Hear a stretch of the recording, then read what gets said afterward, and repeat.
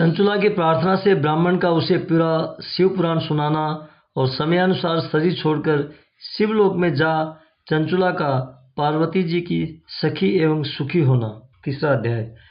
ब्राह्मण बोले, नारी, सौभाग्य की बात है कि भगवान शंकर की कृपा से शिव पुराण की इस वैराग्य युक्त कथा को सुनकर तुम्हें समय पर चेत हो गया है। ब्राह्मण पत्नी, तुम डरो मत, भगवान शिव की शरण में जाओ। शिव की कृपा से सारा पाप तत्काल नष्ट हो जाता है। मैं तुमसे भगवान शिव की कीर्ति कथा से युक्त उस परम वस्तु का वर्णन करूंगा जिससे तुम्हें सदा सुख देने वाली उत्तम गति प्राप्त होगी। शिव की उत्तम कथा सुनने से ही तुम्हारी बुद्धि इस तरह पश्चाताप से युक्त एवं शुद्ध हो गई है, साथ ही तुम्हारे मन में विषयों के प्रति वैराग्य हो गया है। पश्चाताप ही पाप करने वाले पापियों के लिए सबसे बड़ा प्रायश्चित है। सत्पुरुषों ने सबके लिए पश्चाताप को ही समस्त पापों का शोधक बताया है। पश्चाताप से ही पापों की शुद्धि होती है। जो पश्चाताप करता है वही वास्तव में पापों का प्रायश्चित करता है, क्योंकि सत्पुरुषों ने समस्त पापों की शुद्धि के लिए जैसे प्रायश्चित का उपदेश किया है वह सब पश्चाताप से संपन्न हो जाता है। जो पुरुष विधि पूर्वक प्रायश्चित करके निर्भय हो जाता है पर अपने कुकर्म के लिए पश्चाताप नहीं करता, उसे प्रायः उत्तम गति नहीं प्राप्त होती।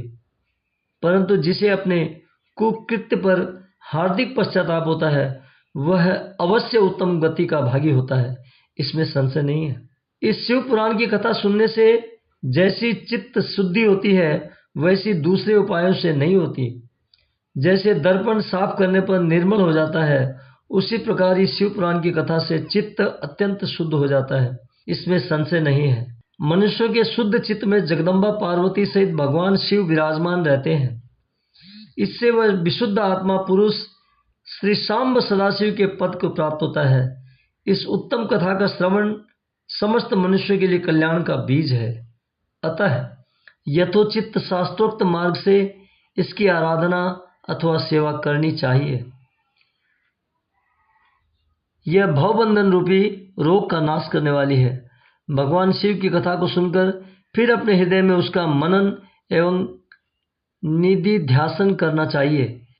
इससे पूर्णतया चित्त शुद्धि हो जाती है। चित्त शुद्धि होने से महेश्वर की भक्ति अपने दोनों पुत्रों ज्ञान और वैराग्य के साथ निश्चय ही प्रकट होती है।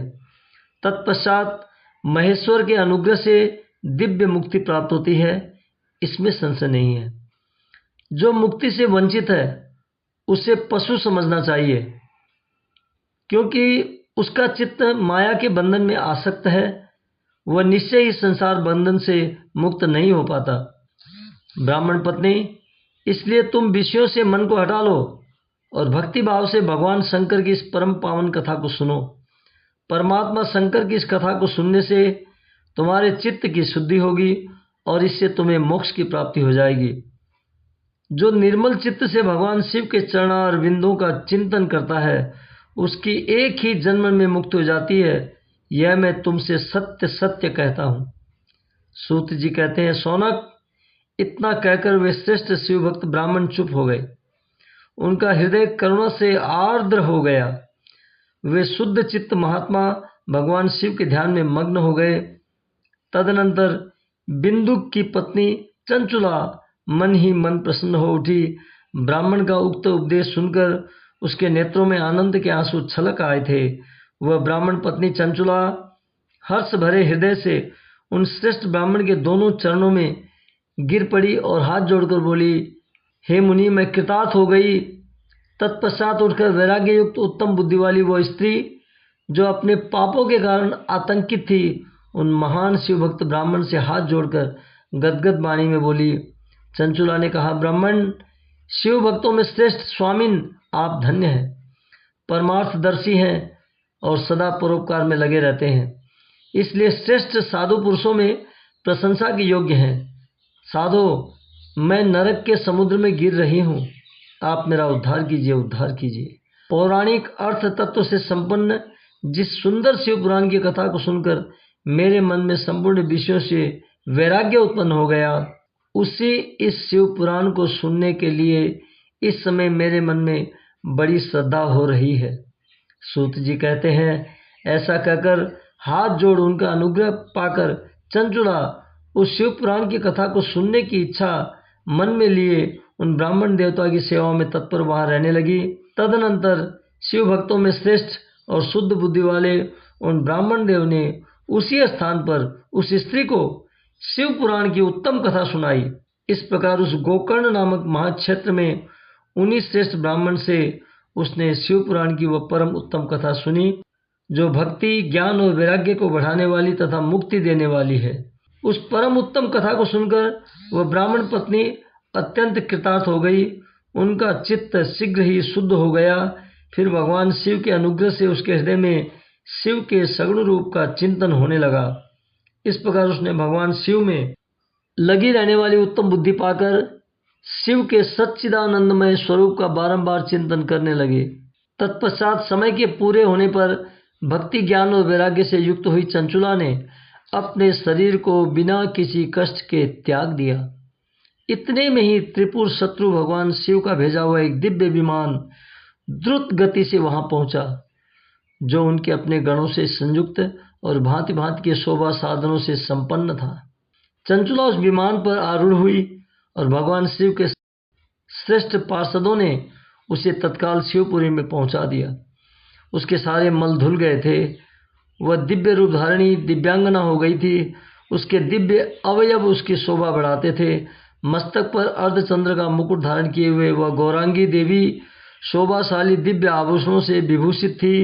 शिवपुरी में पहुंचकर उसने सनातन देवता त्रिनेत्रधारी महादेव जी को देखा। सभी मुख्य मुख्य देवता उनकी सेवा में खड़े थे। गणेश, भृंगी, नंदीश्वर, वीरभद्रेश्वर आदि उनकी सेवा में उत्तम भक्ति भाव से उपस्थित थे। उनकी अंग कांति करोड़ों सूर्यों के समान प्रकाशित हो रही थी। कंठ में नील चिन्ह शोभा पाता था। 5 मुख और प्रत्येक मुख में 3-3 नेत्र थे। मस्तक पर अर्धचंद्राकार मुकुट शोभा दे रहा था। उन्होंने अपने वामांग भाग में गौरी देवी को बिठा रखा था, जो विद्युत पुंज के समान प्रकाशित थी। गौरीपति महादेव जी की कांति कपूर के समान गौर थी। उनका सारा शरीर श्वेत भस्म से भासित था। शरीर पर श्वेत वस्त्र शोभा पा रहे थे। इस प्रकार परम उज्ज्वल भगवान शंकर का दर्शन करके वह ब्राह्मण पत्नी चंचुला बहुत प्रसन्न हुई। अत्यंत प्रीति युक्त होकर उसने बड़ी उतावली के साथ भगवान को बारंबार प्रणाम किया। फिर हाथ जोड़कर वह बड़े प्रेम, आनंद और संतोष से युक्त हो विनीत भाव से खड़ी हो गई। उसके नेत्रों से आनंदाश्रुओं की अविरल धारा बहने लगी तथा संपूर्ण शरीर में रोमांच हो गया। उस समय भगवती पार्वती और भगवान शंकर ने उसे बड़ी करुणा के साथ अपने पास बुलाया और सौम्य दृष्टि से उसकी ओर देखा। पार्वती जी ने तो दिव्य रूप धारिणी बिंदु प्रिया चंचुला को प्रेम पूर्वक अपनी सखी बना लिया। वह उस परमानंद घन ज्योति स्वरूप सनातन धाम में अविचल निवास पाकर दिव्य सौख्य से संपन्न हो अक्षय मेरे अंगना में आए भोलेनाथ, सखीरी मैं क्या मांगू। मेरे अंगना में आए भोलेनाथ, सखीरी मैं क्या मांगू। जब मैंने भोला जी के शीश पे देखा, जब मैंने भोले जी के शीश पे देखा, मैंने कर लिया गंगा स्नान। सखीरी मैं क्या मांगू। मेरे अंगना में आए भोलेनाथ, सखीरी मैं क्या मांगू। जब मैंने भोले जी के हाथों को देखा, जब मैंने भोले जी के हाथों को देखा, मुझे दे दिया आशीर्वाद। सखीरी मैं क्या मांगू। मेरे अंगना में आए भोलेनाथ, सखीरी मैं क्या मांगू। जब मैंने भोले जी के पैरों को देखा, जब मैंने भोले जी के पैरों को देखा, मैं तो घूम आई चारों धाम। सखीरी मैं क्या मांगू।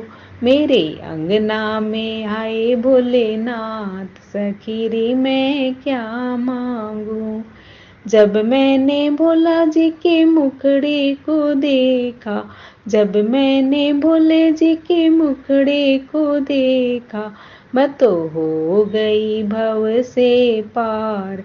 सखी रे मैं क्या मांगू, मेरे अंगना में आए भोलेनाथ। सखी रे मैं क्या मांगू।